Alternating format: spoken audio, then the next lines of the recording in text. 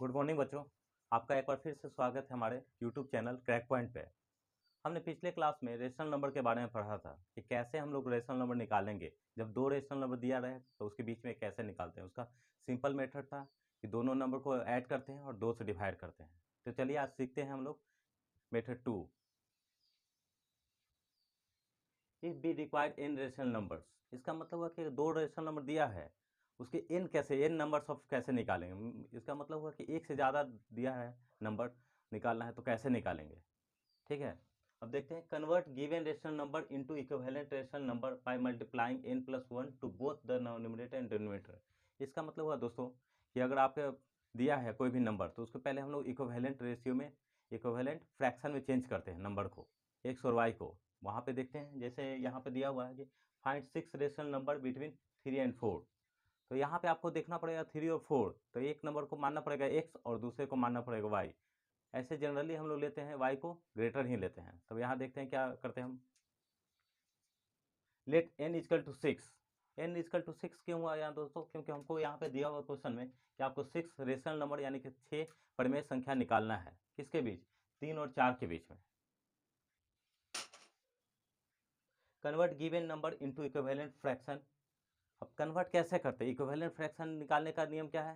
कि कोई भी चीज़ आपको दिया है, जैसे आपको 6 है तो 6 को इक्विवेलेंट फ्रैक्शन में चेंज करना है। तो आप यहाँ पे सिंपल क्या कर सकते हैं, मल्टीप्लाई कर सकते हैं 2 इंटू 2। आपका आंसर आएगा 12/2।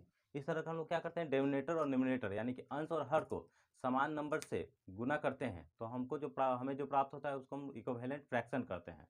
तो यहाँ पे हमारा था, पहला नंबर था 3 और दूसरा नंबर था 4। यहाँ पे देखते हैं कन्वर्ट करते हैं हम लोग, कैसे करेंगे। एक्स इजकल टू 3 था तो 3 में हम लोग मल्टीप्लाई करते हैं 7/7 से। यहाँ पे हम लोग को प्राप्त हो गया है 21/7। और y था हमारा 4। y को हम लोग फिर गुना कैसे करेंगे, 7 इंटू 7 से। 7 से ही क्यों मल्टीप्लाई किए हैं? क्योंकि हम लोग पढ़ चुके हैं कि अगर n नंबर्स निकालना है तो आपको n+1 से गुना करना पड़ेगा। इसीलिए हम लोग क्या 6 निकालना था रेशनल नंबर, इसलिए हम लोग 7 से गुना किए हैं। 4 इंटू 7/7 हम लोग का आया है बच्चों फ्रैक्शन में 28/7 आया है। अब हम लोग देख सकते हैं, अब सेकंड जो इसका तरीका है, जो स्टेप, उसे हम लोग क्या करते हैं, मैनुअली चेक कर सकते हैं। हम लोग देख रहे हैं कि दोनों जगह डिनोमिनेटर आपका 7 है और एक्स की जगह 21 है और वाई की जगह 28 है। तो हम लोग देख सकते हैं कि 21 और 28 के बीच में कितना सारा नंबर आ सकता है। देखिए हम कैसे लिखते हैं इसको।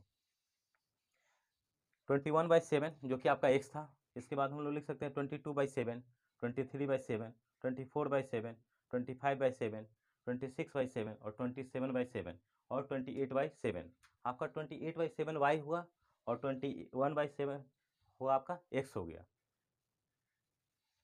तो देखते हैं, पहला जो आपका रेशनल नंबर हो गया 3 और 4 के बीच में, पहला हुआ आपका 22/7, सेकेंड है 23/7, उसके बाद है आपका 24/7 और 25/7, नेक्स्ट है 26/7 और सबसे लास्ट जो है कि आपका छठा रेशनल नंबर यानी परिमेय संख्या है आपका 27/7 हुआ। बच्चों अभी हम लोग ने मेथड 2 सीखा है रेशनल नंबर निकालने का, और इसका कुछ एग्जाम्पल भी हम लोग देख लेते हैं, जिसके द्वारा अगर कभी क्वेश्चन आपके सामने आए तो आप भूले ना और इसको विदिन 10 सेकंड के आप सॉल्व कर सकते हैं। चलिए सीखते हैं इसको। पहला क्वेश्चन है कि 3 रेशनल नंबर बिटवीन 3/5 और 7/8।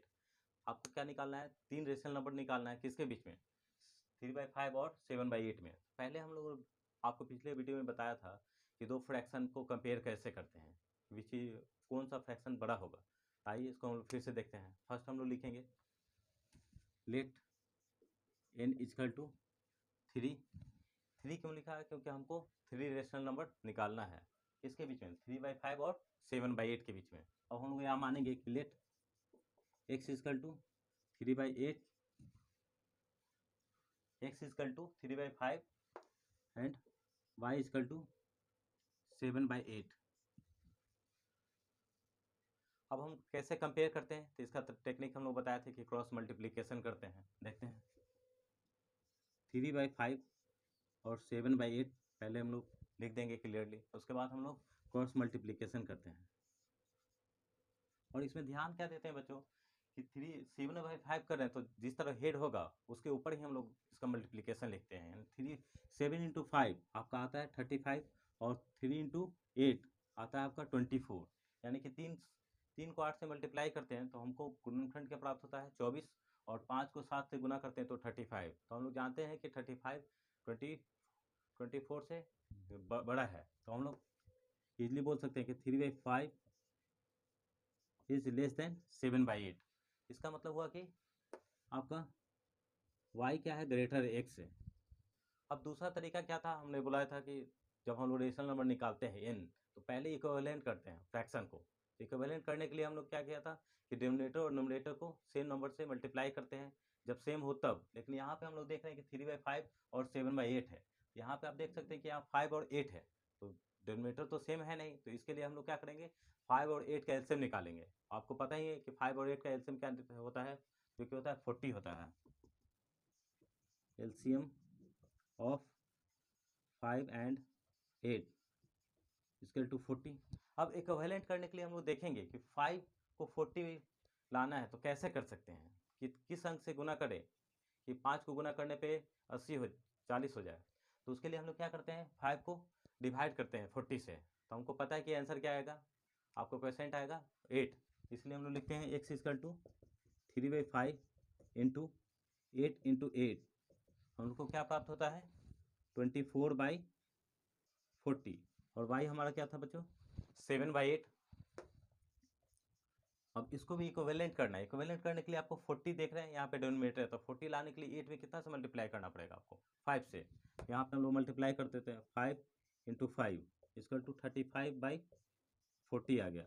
अब हम लोग कंपेयर कर सकते हैं कि x आपका क्या आया है 24/40 और y क्या है बच्चों 35/40। अब यहाँ पे हम लोग डिफरेंस चेक कर सकते हैं कि 24 और 35 में कितना डिफरेंस है, 11 का है। यानी कि हम लोग डिजायर जो है, रिक्वायर्ड जो है आपका रेशनल नंबर, वो इजिली प्राप्त कर सकते हैं, इजिली लिख सकते हैं। तो हम लोग सेकंड स्टेप में लिखा था कि आप अपने अनुसार जितना नंबर आपको चाहिए आप कोई भी नंबर सेलेक्ट कर सकते हैं अपने सुविधा के अनुसार। हमने देखा 24/40 और 35/40, ऐसे तो हम लोग निकाल सकते हैं, नहीं जो प्रोसेस सीखे हैं उसका भी यूज करना होगा। तो यहाँ पे हम लोग क्या करेंगे, 4 इंटू 4 करना पड़ेगा। 4 क्यों आया दोस्तों, क्योंकि यहाँ पे आपको 3 रेशनल नंबर निकालना था। तो 4 से गुना करते हैं तो हम लोग को क्या प्राप्त होता है 96/160, और यहाँ भी हम लोग क्या करेंगे 4 से मल्टीप्लाई कर देंगे। यहाँ पे हो जाएगा आपका 35 इंटू 4 मल्टीप्लाई करेंगे, कितना प्राप्त होगा हम लोग को 140/160। अब हम लोग देख सकते हैं कि वहाँ आपका डिनोमिनेटर दोनों जगह 160 आया है और न्यूमरेटर में 96 और 140 है। तो डिजायर हम लोग कुछ भी सिलेक्ट कर सकते हैं, तो अपने अनुसार सेलेक्ट करेंगे नंबर को, यहाँ पे लिखेंगे।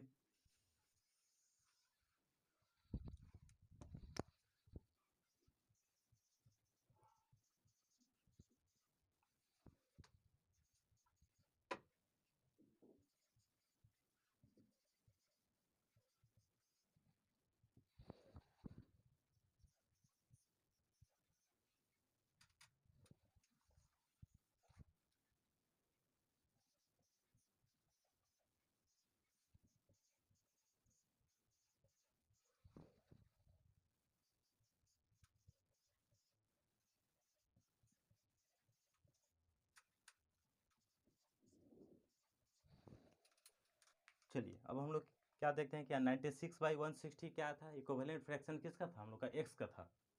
और y कितना है बच्चों 7/8 का है, 140/160। हाँ हम बोल ही चुके हैं कि कितना भी आप सिलेक्ट कर सकते हैं। तो मैंने यहाँ क्या सिलेक्ट किया है 105/160, 111/160 और 121/160।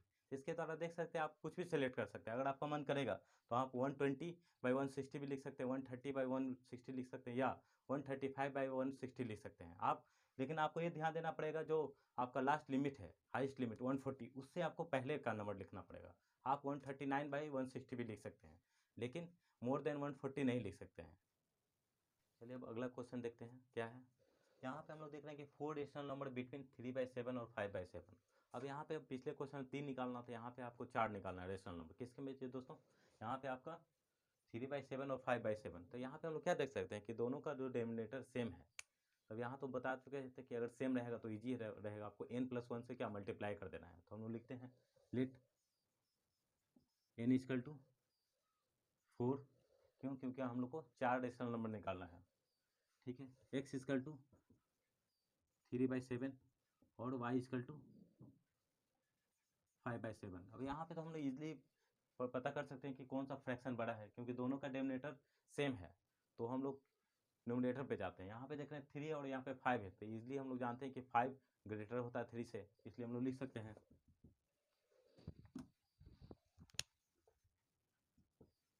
y is greater than x। अब क्या करते हैं हम लोग यहाँ पे पहले इक्विवेलेंट निकालते हैं दोनों का। इक्विवेलेंट निकालने के लिए हम लोग n+1 से डिनोमिनेटर और नोमिनेटर दोनों को गुना करते हैं। x equal to 3/7 into 4+1 by 4+1, यहाँ पे आपका आंसर आएगा 3 × 5 बाई 4 × 5, जो कि हो जाएगा 3 × 5 15/20। और उसी तरह हम लोग सेम प्रोसेस अपनाएंगे y को करने में। y इक्वल टू 5/7 इंटू 5 × 5, जो कि आपका आएगा 25/35।